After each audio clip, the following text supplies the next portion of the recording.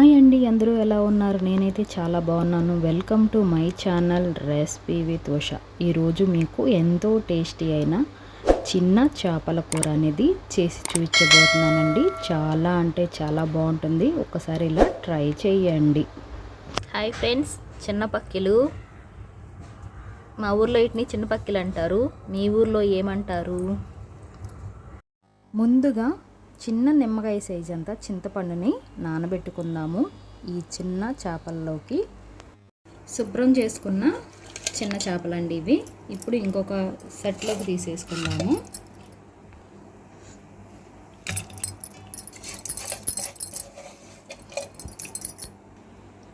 One అల్లం వెల్లుల్లి paste 1 table spoon అండి వేసుకుందాము.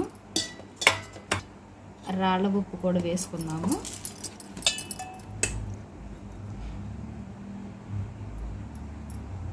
1 టేబుల్ స్పూన్ కారం కూడా వేసుకుందాము. సన్నగా కట్ చేసి పెట్టుకున్న ఉల్లిపాయలు, కాస్తంత చిటికెడు పసుపు కూడా వేసుకుందాము. 2-3 కట్ చేసి పెట్టుకున్న సన్నని ముక్కలు పచ్చిమిరపకాయలండి. ఇందులోకి 2 టేబుల్ స్పూన్లు ఆయిల్ కూడా వేసుకుందాము.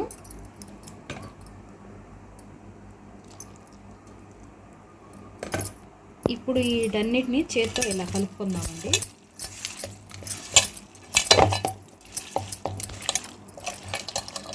ఇలా చూసారా, కలర్ఫుల్గా ఉంది. ఇప్పుడు ముందుగా తీసి పెట్టుకున్న చింతపండు గుజ్జు కూడా ఇందులో పోసేసుకుందాము.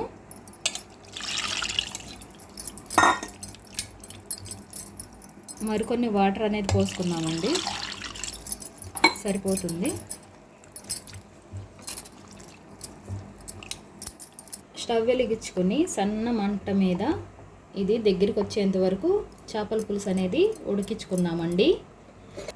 మూత పెట్టుకుందాము. మన చేపల పులుసు ఎలా ఉడికిందో చూద్దాం. చిన్న చేపలు ఇలా ఒకసారి కదుపుకుందామండి.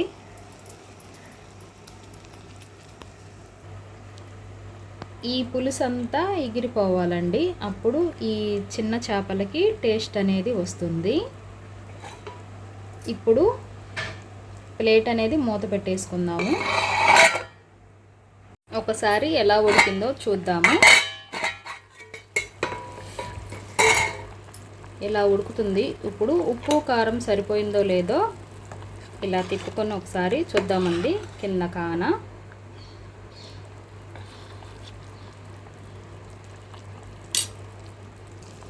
ఇందులోకి నాకైతే కారం సరిపోలేదు. కారం అనేది వేసుకుంటున్నాను.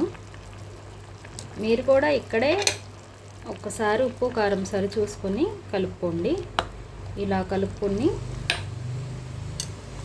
మళ్ళీ మూత అనేది పెట్టుకుందాము.